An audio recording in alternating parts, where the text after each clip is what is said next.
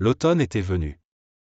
Les Duroy avaient passé à Paris tout l'été, menant une campagne énergique dans la vie française en faveur du nouveau cabinet pendant les courtes vacances des députés. Quoi qu'on fût seulement dans les premiers jours d'octobre, les chambres allaient reprendre leurs séances, car les affaires du Maroc devenaient menaçantes. Personne, au fond, ne croyait à une expédition vers Tanger, bien que, le jour de la séparation du Parlement, un député de la droite, le comte de Lambert-Sarrazin, dans un discours plein d'esprit, applaudi même par les centres, eût offert de parier et de donner en gage sa moustache, comme avait fait jadis un célèbre vice-roi des Indes, contre les favoris du chef du Conseil, que le nouveau cabinet ne se pourrait tenir d'imiter l'ancien et d'envoyer une armée à Tanger, en pendant à celle de Tunis. Par amour de la symétrie, comme on met deux vases sur une cheminée. Il avait ajouté. La terre d'Afrique est en effet une cheminée pour la France, messieurs, une cheminée qui brûle notre meilleur bois, une cheminée à grand tirage qu'on allume avec le papier de la banque. Vous vous êtes offert la fantaisie artiste d'orner l'angle de gauche d'un bibelot tunisien qui vous coûte cher, vous verrez que M. Marot va vouloir imiter son prédécesseur et orner l'angle de droite avec un bibelot marocain. Ce discours, demeuré célèbre, avait servi de thème à Duroy pour 10 articles sur la colonie algérienne, pour toute sa série interrompue lors de ses débuts au journal, et il avait soutenu énergiquement l'idée d'une expédition militaire, bien qu'il fût convaincu qu'elle n'aurait pas lieu.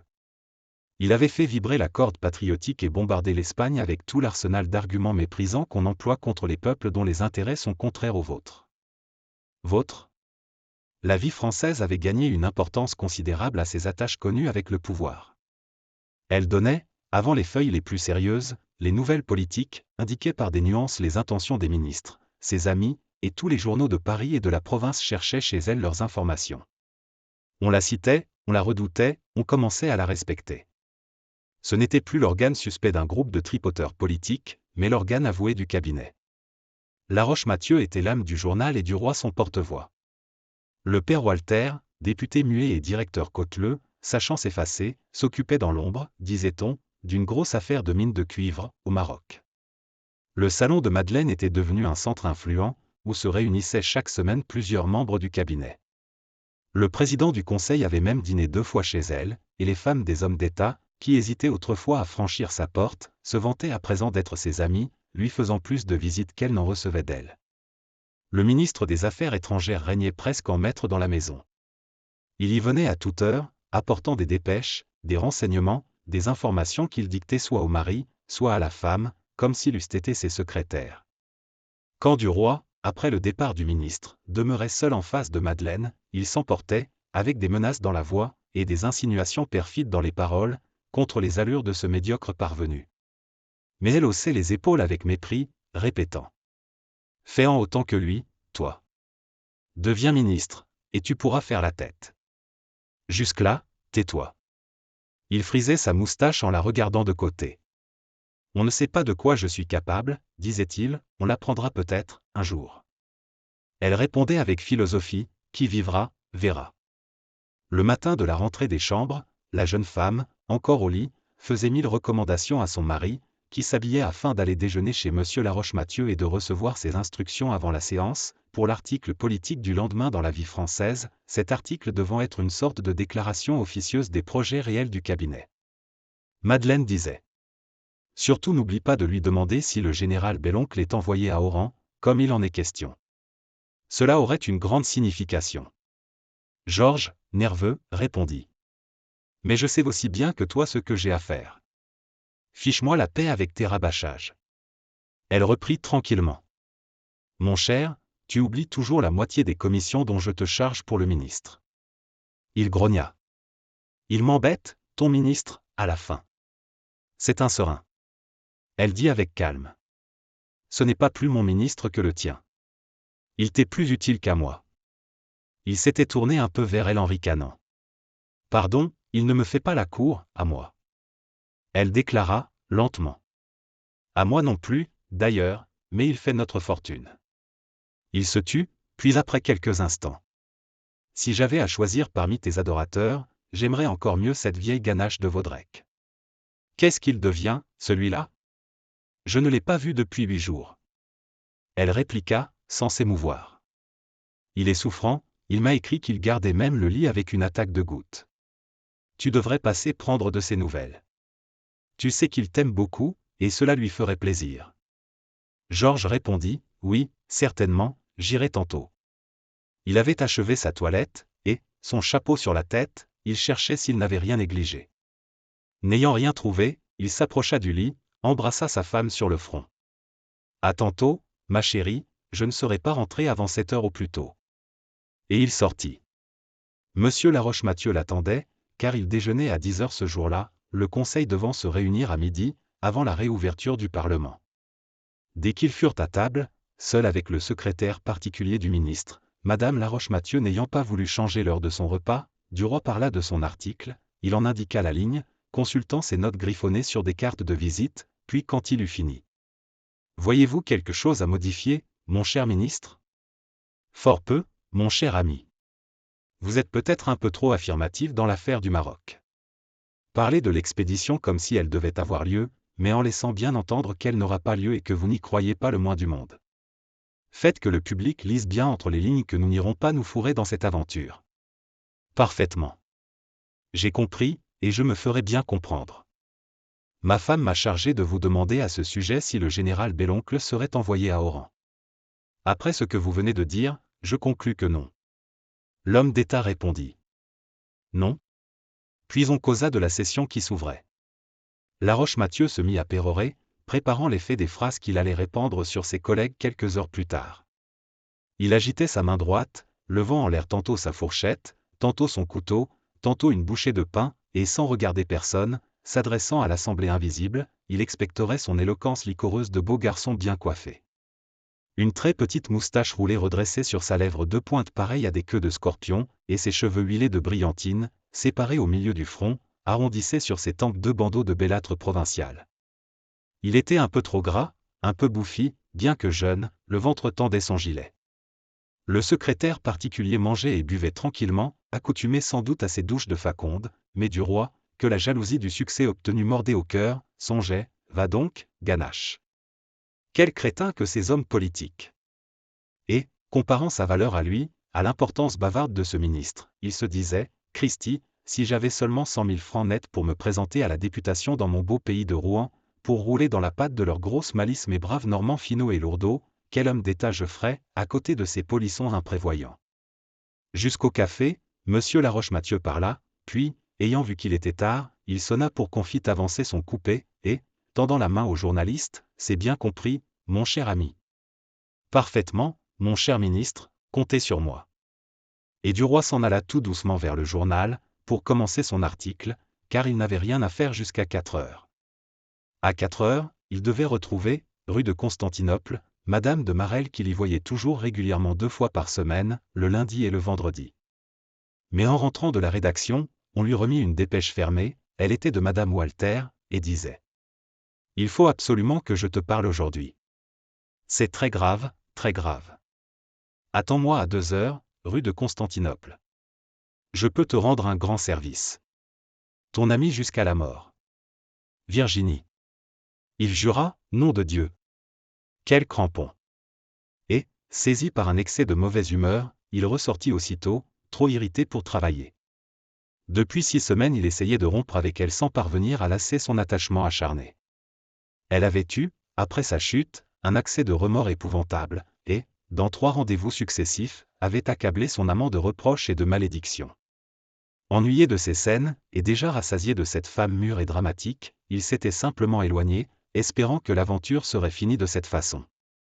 Mais alors, elle s'était accrochée à lui éperdument, se jetant dans cet amour comme on se jette dans une rivière avec une pierre au cou. Il s'était laissé reprendre, par faiblesse, par complaisance, par égard, et elle l'avait emprisonné dans une passion effrénée et fatigante, elle l'avait persécuté de sa tendresse. Elle voulait le voir tous les jours, l'appelait à tout moment par des télégrammes, pour des rencontres rapides au coin des rues, dans un magasin, dans un jardin public. Elle lui répétait alors, en quelques phrases, toujours les mêmes, qu'elle l'adorait et l'idolâtrait, puis elle le quittait en lui jurant qu'elle était bien heureuse de l'avoir vu. Elle se montrait tout autre qu'il ne l'avait rêvé, essayant de le séduire avec des grâces puériles, des enfantillages d'amour ridicules à son âge. Étant demeurée jusque-là strictement honnête, vierge de cœur, fermée à tout sentiment, ignorante de toute sensualité, ça avait été tout d'un coup chez cette femme sage dont la quarantaine tranquille semblait un automne pâle après un été froid, ça avait été une sorte de printemps fané, plein de petites fleurs mal sorties et de bourgeons avortés, une étrange éclosion d'amour de fillette, d'amour tardif ardent et naïf, fait d'élans imprévus, de petits cris de 16 ans, de cajolerie embarrassante, de grâce vieillie sans avoir été jeune. Elle lui écrivait 10 lettres en un jour, des lettres niaisement folles, d'un style bizarre, poétique et risible, orné comme celui des Indiens, plein de noms de bêtes et d'oiseaux. Dès qu'ils étaient seuls, elle l'embrassait avec des gentillesses lourdes de grosse gamine, des mous de lèvres un peu grotesques, des sauteries qui secouaient sa poitrine trop pesante sous l'étoffe du corsage. Il était surtout esséuré de l'entendre dire « mon rat, mon chien, mon chat, mon bijou, mon oiseau bleu, mon trésor », et de la voir s'offrir à lui chaque fois avec une petite comédie de pudeur enfantine, de petits mouvements de crainte qu'elle jugeait gentils, et de petits jeux de pensionnaires dépravés. Elle demandait « à qui cette bouche-là » Et quand il ne répondait pas tout de suite, « c'est à moi » elle insistait jusqu'à le faire pâlir d'énervement. Elle aurait dû sentir, lui semblait-il, qu'il faut, en amour, un tact, une adresse, une prudence et une justesse extrême, que s'étant donnée à lui, elle mûre, mère de famille, femme du monde, elle devait se livrer gravement, avec une sorte d'emportement contenu, sévère, avec des larmes peut-être, mais avec les larmes de Didon, non plus avec celles de Juliette. Elle lui répétait sans cesse, « Comme je t'aime, mon petit. M'aimes-tu autant, dis, mon bébé ?» Il ne pouvait plus l'entendre prononcer, « mon petit », ni « mon bébé », sans avoir envie de l'appeler, « ma vieille ». Elle lui disait, « Quelle folie j'ai faite de te céder.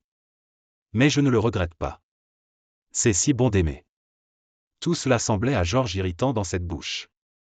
Elle murmurait, « C'est si bon d'aimer », comme l'aurait fait une ingénue, au théâtre. Et puis elle l'exaspérait par la maladresse de sa caresse. Devenue soudain sensuelle sous le baiser de ce beau garçon qui avait si fort allumé son sang, elle apportait dans son étreinte une ardeur inhabile et une application sérieuse qui donnait à rire à Duroy et le faisait songer au vieillard qui essaie d'apprendre à lire. Et quand elle aurait dû le meurtrir dans ses bras, en le regardant ardemment de cet œil profond et terrible qu'ont certaines femmes défraîchies, superbes en leur dernier amour, quand elle aurait dû le mordre de sa bouche muette et frissonnante en l'écrasant sous sa chair épaisse et chaude, fatiguée mais insatiable, elle se trémoussait comme une gamine et zézayait pour être gracieuse, « T'aimes tant, mon petit. T'aimes tant. Fais un baume amour à ta petite femme. » Il avait alors une envie folle de jurer, de prendre son chapeau et de partir en tapant la porte. Il s'était vu souvent, dans les premiers temps, rue de Constantinople, mais Duroy, qui redoutait une rencontre avec Madame de Marelle, trouvait 1000 prétextes maintenant pour se refuser à ses rendez-vous. Il avait dû alors venir presque tous les jours chez elle, tantôt déjeuner, tantôt dîner. Elle lui serrait la main sous la table, lui tendait sa bouche derrière les portes. Mais lui s'amusait surtout à jouer avec Suzanne qui l'égayait par ses drôleries. Dans son corps de poupée s'agitait un esprit agile et malin, imprévu et sournois, qui faisait toujours la parade comme une marionnette de foire. Elle se moquait de tout et de tout le monde, avec un à-propos mordant. Georges excitait sa verve, la poussait à l'ironie, et ils s'entendaient à merveille. Elle l'appelait à tout instant, « Écoutez, belle amie. Venez ici, belle amie. » Il quittait aussitôt la maman pour courir à la fillette qui lui murmurait quelques méchancetés dans l'oreille, et il riait de tout leur cœur. Cependant, dégoûté de l'amour de la mère, il en arrivait à une insurmontable répugnance, il ne pouvait plus la voir, ni l'entendre, ni penser à elle sans colère. Il cessa donc d'aller chez elle, de répondre à ses lettres, et de céder à ses appels. Elle comprit enfin qu'il ne l'aimait plus, et souffrit horriblement. Mais elle s'acharna, elle l'épia, le suivit, l'attendit dans un fiacre au store baissé, à la porte du journal, à la porte de sa maison, dans les rues où elle espérait qu'il passerait. Il avait envie de la maltraiter, de l'injurier, de la frapper, de lui dire nettement, « Zut, j'en ai assez, vous m'embêtez. » Mais il gardait toujours quelques ménagements, à cause de la vie française, et il tâchait, à force de froideur, de duretés enveloppées d'égards et même de paroles rudes par moments, de lui faire comprendre qu'il fallait bien que cela finît. Elle s'entêtait surtout à chercher des ruses pour l'attirer rue de Constantinople, et il tremblait sans cesse que les deux femmes ne se trouvassent, un jour, nez à nez, à la porte. Son affection pour Madame de Marelle, au contraire, avait grandi pendant l'été. Il l'appelait son gamin, et décidément elle lui plaisait. Leurs deux natures avaient des crochets pareils, ils étaient bien, l'un et l'autre, de la race aventureuse des vagabonds de la vie, de ces vagabonds mondains qui ressemblent fort, sans s'en douter, aux bohèmes des grandes routes. Ils avaient eu un été d'amour charmant, un été d'étudiants qui font la noce, s'échappant pour aller déjeuner ou dîner à Argenteuil, à Bougival, à Maison, à Poissy, passant des heures dans un bateau à cueillir des fleurs le long des berges. Elle adorait les fritures de Seine, les giblottes et les matelotes, les tonnelles des cabarets et les cris des canotiers. Il aimait partir avec elle, par un jour clair, sur l'impériale d'un train de banlieue et traverser, en disant des bêtises gaies, la vilaine campagne de Paris où bourgeonnent d'affreux chalets bourgeois. Et quand il lui fallait rentrer pour dîner chez Madame Walter, il haïssait la vieille maîtresse acharnée, en souvenir de la jeune qu'il venait de quitter, et qui avait défloré ses désirs et moissonné son ardeur dans les herbes du bord de l'eau. Il se croyait enfin à peu près délivré de la patronne, à qui il avait exprimé d'une façon claire, presque brutale, sa résolution de rompre, quand il reçut au journal le télégramme l'appelant, à 2 heures, rue de Constantinople.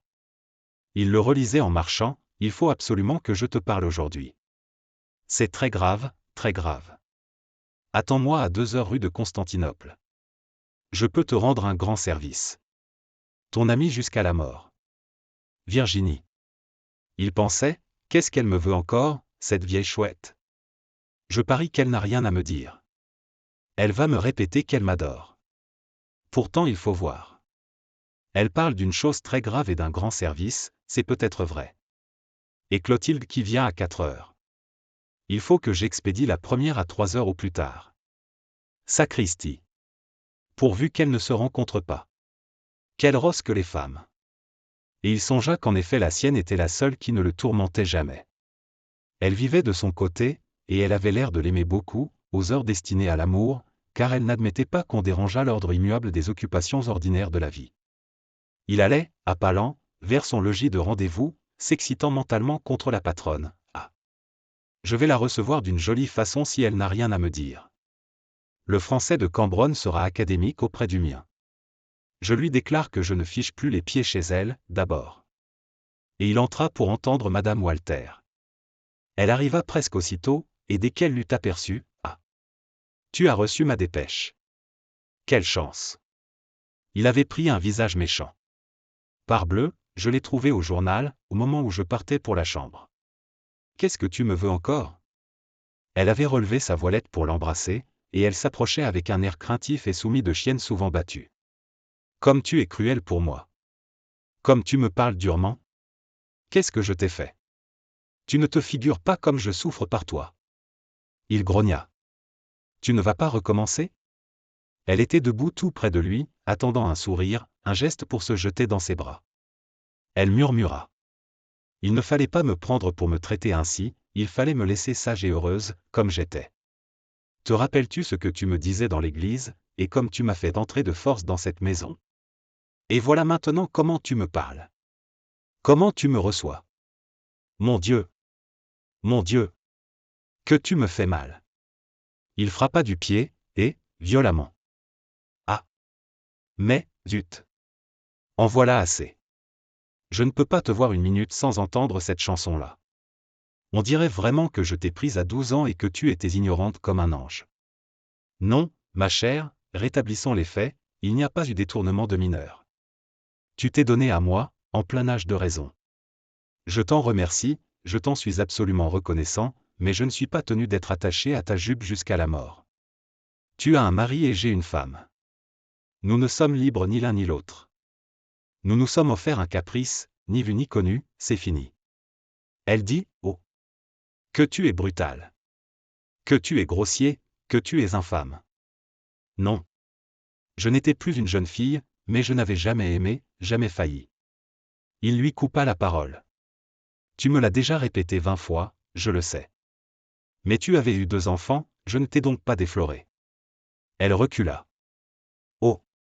Georges, c'est indigne. » Et portant ses 2 mains à sa poitrine, elle commença à suffoquer, avec des sanglots qui lui montaient à la gorge.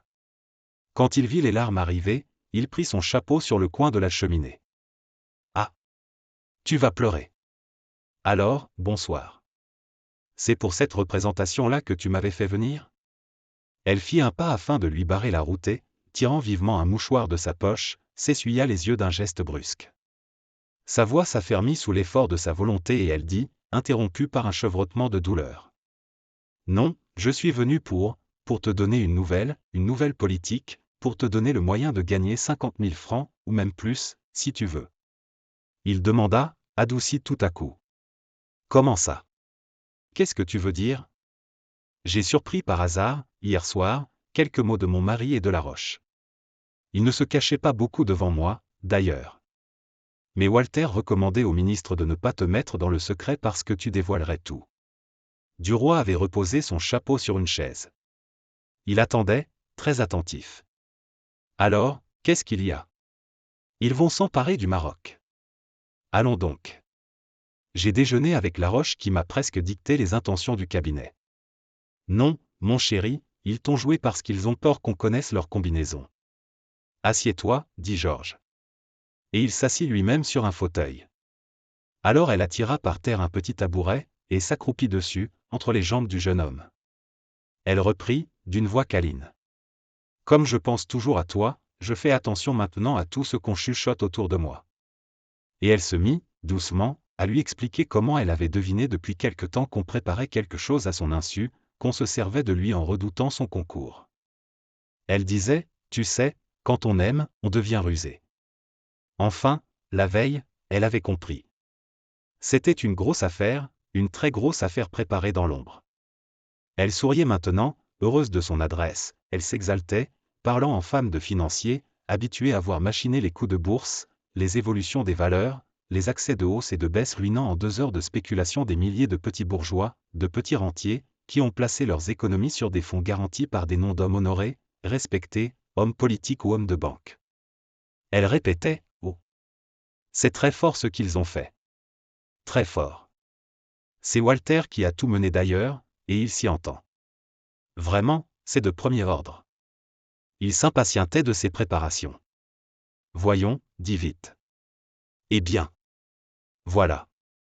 L'expédition de Tanger était décidée entre eux dès le jour où Laroche a pris les affaires étrangères, et, peu à peu, ils ont racheté tout l'emprunt du Maroc qui était tombé à 64 ou 5 francs. Ils l'ont racheté très habilement, par le moyen d'agents suspects, véreux, qui n'éveillaient aucune méfiance.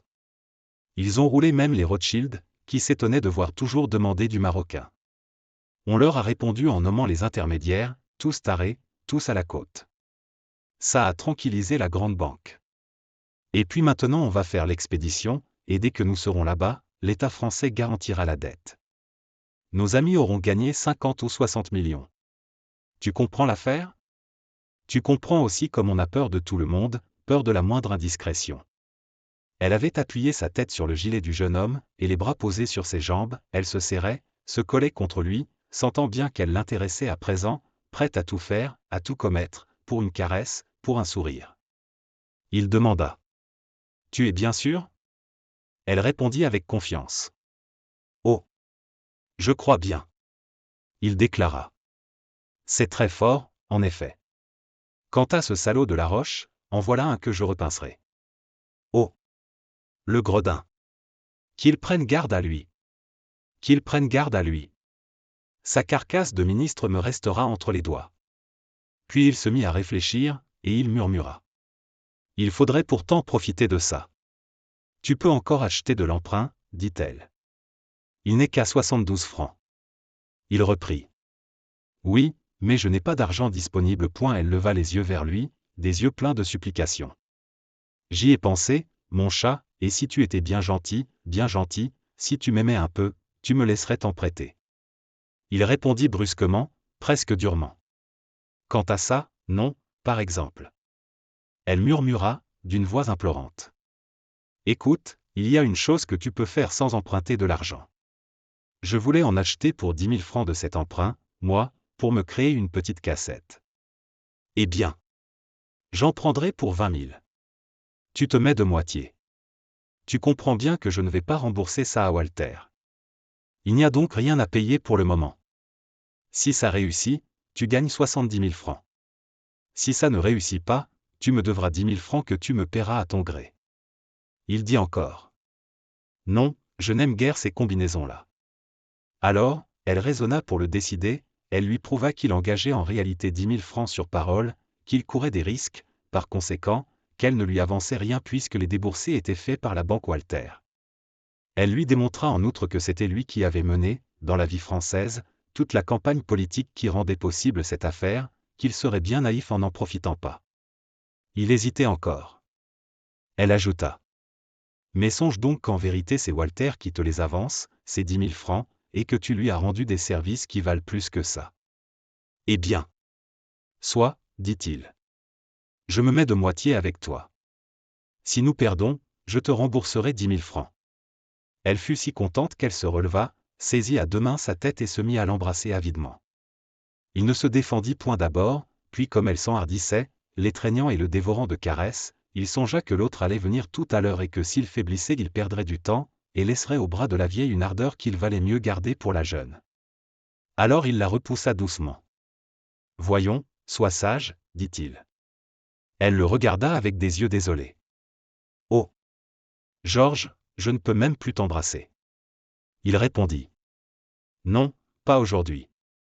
J'ai un peu de migraine et cela me fait mal. Alors elle se rassit, docile, entre ses jambes. Elle demanda. Veux-tu venir dîner demain à la maison? Quel plaisir tu me ferais. Il hésita, puis n'osa point refuser. Mais oui, certainement. Merci, mon chéri. Elle frottait lentement sa joue sur la poitrine du jeune homme, d'un mouvement câlin et régulier, et un de ses longs cheveux noirs se prit dans le gilet. Elle s'en aperçut, et une idée folle lui traversa l'esprit, une de ces idées superstitieuses qui sont souvent toute la raison des femmes. Elle se mit à enrouler tout doucement ce cheveu autour d'un bouton. Puis elle en attacha un autre au bouton suivant, un autre encore à celui du dessus. À chaque bouton elle en nouait un. Il allait les arracher tout à l'heure, en se levant. Il lui ferait mal, quel bonheur! Et il emporterait quelque chose d'elle, sans le savoir, il emporterait une petite mèche de sa chevelure, dont il n'avait jamais demandé. C'était un lien par lequel elle l'attachait, un lien secret, invisible. Un talisman qu'elle laissait sur lui. Sans le vouloir, il penserait à elle, il rêverait d'elle, il l'aimerait un peu plus le lendemain. Il dit tout à coup. Il va falloir que je te quitte parce qu'on m'attend à la chambre pour la fin de la séance. Je ne puis manquer aujourd'hui. Elle soupira. Oh! Déjà. Puis, résigné, va, mon chéri, mais tu viendras dîner demain. Et, brusquement, elle s'écarta. Ce fut sur sa tête une douleur courte et vive comme si on lui eût piqué la peau avec des aiguilles. Son cœur battait, elle était contente d'avoir souffert un peu par lui. Adieu, dit-elle. Il la prit dans ses bras avec un sourire compatissant et lui baisa les yeux froidement. Mais elle, affolée par ce contact, murmura encore une fois, déjà. Et son regard suppliant montrait la chambre dont la porte était ouverte. Il l'éloigna de lui, et d'un ton pressé. Il faut que je me sauve, je vais arriver en retard. Alors elle lui tendit ses lèvres qu'il effleura à peine, et lui ayant donné son ombrelle qu'elle oubliait, il reprit. Allons, allons, dépêchons-nous, il est plus de 3 heures. Elle sortit devant lui, elle répétait. Demain, 7 heures. Il répondit. Demain, 7 heures. Ils se séparèrent. Elle tourna à droite, et lui à gauche. Duroy remonta jusqu'au boulevard extérieur. Puis, il redescendit le boulevard Malherbe, qu'il se mit à suivre, à pas lents. En passant devant un pâtissier, il aperçut des marrons glacés dans une coupe de cristal, et il pensa, je vais en rapporter une livre pour Clotilde. Il acheta un sac de ces fruits sucrés qu'elle aimait à la folie. À 4 heures, il était rentré pour attendre sa jeune maîtresse. Elle vint un peu en retard parce que son mari était arrivé pour 8 jours.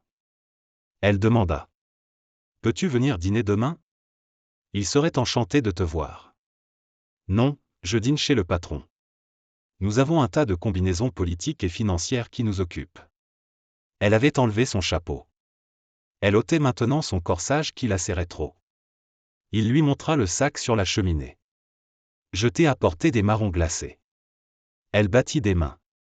Quelle chance! Comme tu es mignon. Elle les prit, en goûta un, et déclara. Ils sont délicieux. Je sens que je n'en laisserai pas un seul. Puis elle ajouta en regardant Georges avec une gaieté sensuelle. Tu caresses donc tous mes vices? Elle mangeait lentement les marrons et jetait sans cesse un coup d'œil au fond du sac pour voir s'il en restait toujours. Elle dit. Tiens, assieds-toi dans le fauteuil, je vais m'accroupir entre tes jambes pour grignoter mes bonbons. Je serai très bien. Il sourit, s'assit, et la prit entre ses cuisses ouvertes comme il tenait tout à l'heure Madame Walter. Elle levait la tête vers lui pour lui parler, et disait, la bouche pleine. Tu ne sais pas, mon chéri, j'ai rêvé de toi, j'ai rêvé que nous faisions un grand voyage, tous les deux, sur un chameau. Il avait 2 bosses, nous étions à cheval chacun sur une bosse, et nous traversions le désert. Nous avions emporté des sandwichs dans un papier et du vin dans une bouteille et nous faisions la dînette sur nos bosses. Mais ça m'ennuyait parce que nous ne pouvions pas faire autre chose, nous étions trop loin l'un de l'autre, et moi je voulais descendre. Il répondit. Moi aussi je veux descendre. Il riait, s'amusant de l'histoire, il la poussait à dire des bêtises, à bavarder, à raconter tous ces enfantillages, toutes ces niaiseries tendres que débitent les amoureux. Ces gamineries, qu'il trouvait gentilles dans la bouche de Madame de Marelle, l'auraient exaspéré dans celle de Madame Walter. Clotilde l'appelait aussi « mon chéri, mon petit, mon chat ». Ces mots lui semblaient doux et caressants. Dit par l'autre tout à l'heure, il l'irritait et l'esséurait. Car les paroles d'amour, qui sont toujours les mêmes, prennent le goût des lèvres dont elles sortent. Mais il pensait, tout en s'égayant de ses folies, aux 70 000 francs qu'il allait gagner, et, brusquement, il arrêta, avec 2 petits coups de doigt sur la tête, le verbiage de son ami. « Écoute, ma chatte. Je vais te charger d'une commission pour ton mari. Dis-lui de ma part d'acheter, demain, pour 10 000 francs d'emprunt du Maroc qui est à 72, et je lui promets qu'il aura gagné de 60 à 80 000 francs avant 3 mois. Recommande-lui le silence absolu. Dis-lui, de ma part, que l'expédition de Tanger est décidée et que l'État français va garantir la dette marocaine. Mais ne te coupe pas avec d'autres. C'est un secret d'État que je confie là. » Elle l'écoutait, sérieuse. Elle murmura. « Je te remercie. Je préviendrai mon mari dès ce soir. Tu peux compter sur lui, il ne parlera pas. C'est un homme très sûr. Il n'y a aucun danger. » Mais elle avait mangé tous les marrons. Elle écrasa le sac entre ses mains et le jeta dans la cheminée. Puis elle dit. « Allons nous coucher. » Et sans se lever elle commença à déboutonner le gilet de Georges. Tout à coup elle s'arrêta, et tirant entre 2 doigts un long cheveu pris dans une boutonnière, elle se mit à rire. « Tiens. Tu as emporté un cheveu de Madeleine. En voilà un mari fidèle. » Puis, redevenue sérieuse, elle examina longuement sur sa main l'imperceptible fil qu'elle avait trouvé et elle murmura. « Ce n'est pas de Madeleine, il est brun. » Il sourit, il vient probablement de la femme de chambre. Mais elle inspectait le gilet avec une attention de policier, et elle cueillit un second cheveu enroulé autour d'un bouton, puis elle en aperçut un troisième, et, pâlie, tremblant un peu, elle s'écria. « Oh! Tu as couché avec une femme qui t'a mis des cheveux à tous tes boutons. » Il s'étonnait, il balbutiait. « Mais non. Tu es folle. » Soudain il se rappela, comprit, se troubla d'abord, puis nia en ricanant, pas fâché au fond qu'elle le soupçonnât d'avoir des bonnes fortunes. Elle cherchait toujours et toujours trouver des cheveux qu'elle déroulait d'un mouvement rapide et jetait ensuite sur le tapis. Elle avait deviné, avec son instinct rusé de femme, et elle balbutiait, furieuse, rageant et prête à pleurer. Elle t'aime, celle-là, et elle a voulu te faire emporter quelque chose d'elle. Oh! Que tu es traître! Mais elle poussa un cri strident de joie nerveuse. Oh! Oh! C'est une vieille, voilà un cheveu blanc. Ah! Tu prends des vieilles femmes maintenant. Est-ce qu'elle te paie, dis, est-ce qu'elle te paie? Ah! Tu en es aux vieilles femmes. Alors tu n'as plus besoin de moi, garde l'autre. Elle se leva, courut à son corsage jeté sur une chaise et elle le remit rapidement. Il voulait la retenir, honteux et balbutiant, mais non. Claude, tu es stupide, je ne sais pas ce que c'est. Écoute, reste, voyons, reste. Elle répétait. Garde ta vieille femme, garde-la, fais-toi faire une bague avec ses cheveux blancs. Tu en as assez pour ça. Avec des gestes brusques et prompts elle s'était habillée, recoiffée et voilée, et comme il voulait la saisir, elle lui lança, à toute volée, un soufflet par la figure. Pendant qu'il demeurait étourdi, elle ouvrit la porte et s'enfuit. Dès qu'il fut seul, une rage furieuse le saisit contre cette vieille rosse de mère Walter. Ah! Il allait l'envoyer coucher, celle-là, et durement. Il bassina avec de l'eau sa joue rouge. Puis il sortit à son tour, en méditant sa vengeance. Cette fois il ne pardonnerait point. Ah! Mais non. Il descendit jusqu'au boulevard, et, flânant, s'arrêta devant la boutique d'un bijoutier pour regarder un chronomètre dont il avait envie depuis longtemps, et qui valait 1800 francs. Il pensa, tout à coup, avec une secousse de joie au cœur, si je gagne mes 70 000 francs, je pourrai me le payer. Et il se mit à rêver à toutes les choses qu'il ferait avec ses 70 000 francs. D'abord il serait nommé député. Et puis il achèterait son chronomètre, et puis il jouerait à la bourse, et puis encore, et puis encore. Il ne voulait pas rentrer au journal, préférant causer avec Madeleine avant de revoir Walter et d'écrire son article, et il se mit en route pour revenir chez lui. Il atteignait la rue Drouot quand il s'arrêta net, il avait oublié de prendre des nouvelles du comte de Vaudrec, qui demeurait chaussée d'Antin. Il revint donc, flânant toujours, pensant à 1000 choses, dans une songerie heureuse, à des choses douces, à des choses bonnes, à la fortune prochaine et aussi à cette crapule de Laroche et à cette vieille teigne de patronne. Il ne s'inquiétait point, d'ailleurs, de la colère de Clotilde, sachant bien qu'elle pardonnait vite. Quand il demanda au concierge de la maison où demeurait le comte de Vaudrec, « Comment va monsieur de Vaudrec ? On m'a appris qu'il était souffrant, ces jours derniers. » L'homme répondit. « Monsieur le comte est très mal, monsieur. On croit qu'il ne passera pas la nuit. » La goutte est remontée au cœur point du roi demeura tellement effaré qu'il ne savait plus ce qu'il devait faire. Vaudrec mourant. Des idées confuses passaient en lui, nombreuses, troublantes, qu'il n'osait point s'avouer à lui-même. Il balbutia, « Merci, je reviendrai », sans comprendre ce qu'il disait. Puis il sauta dans un fiacre et se fit conduire chez lui. Sa femme était rentrée. Il pénétra dans sa chambre essoufflée et lui annonça tout de suite. « Tu ne sais pas ? Vaudrec est mourant. » Elle était assise et lisait une lettre. Elle leva les yeux et 3 fois de suite répéta. « Hein ? Tu dis ? Tu dis ? Tu dis ? Je te dis que Vaudrec est mourant d'une attaque de gouttes remontée au cœur. » Puis il ajouta, « Qu'est-ce que tu comptes faire ? » Elle s'était dressée, livide, les joues secouées d'un tremblement nerveux, puis elle se mit à pleurer affreusement, en cachant sa figure dans ses mains. Elle demeurait debout, secouée par des sanglots, déchirée par le chagrin. Mais soudain elle dompta sa douleur, et, s'essuyant les yeux. « J'y vais, ne t'occupe pas de moi, je ne sais pas à quelle heure je reviendrai, ne m'attends point. » Il répondit. « Très bien. Va. » Ils se serrèrent la main, et elle partit si vite qu'elle oublia de prendre ses gants. Georges, ayant dîné seul, se mit à écrire son article. Il le fit exactement selon les intentions du ministre, laissant entendre au lecteur que l'expédition du Maroc n'aurait pas lieu. Puis il le porta au journal, causa quelques instants avec le patron et repartit en fumant, le cœur léger sans qu'il comprît pourquoi. Sa femme n'était pas rentrée. Il se coucha et s'endormit. Madeleine revint vers minuit. Georges, réveillé brusquement, s'était assis dans son lit. Il demanda. « Eh bien ? » Il ne l'avait jamais vue si pâle et si émue. Elle murmura. « Il est mort. » « Ah ! Et, il ne t'a rien dit ? » ?»« Rien. Il avait perdu connaissance quand je suis arrivé. » Georges songeait. Des questions lui venaient aux lèvres qu'il n'osait point faire. « Couche-toi, dit-il. » Elle se déshabilla rapidement, puis se glissa auprès de lui. Il reprit. Avait-il des parents à son lit de mort ? Rien qu'un neveu. Ah ! Le voyait-il souvent, ce neveu ? Jamais. Il ne s'était point rencontré depuis 10 ans. Avait-il d'autres parents ? Non. Je ne crois pas. Alors, c'est ce neveu qui doit hériter ? Je ne sais pas. Il était très riche, Vaudrec ?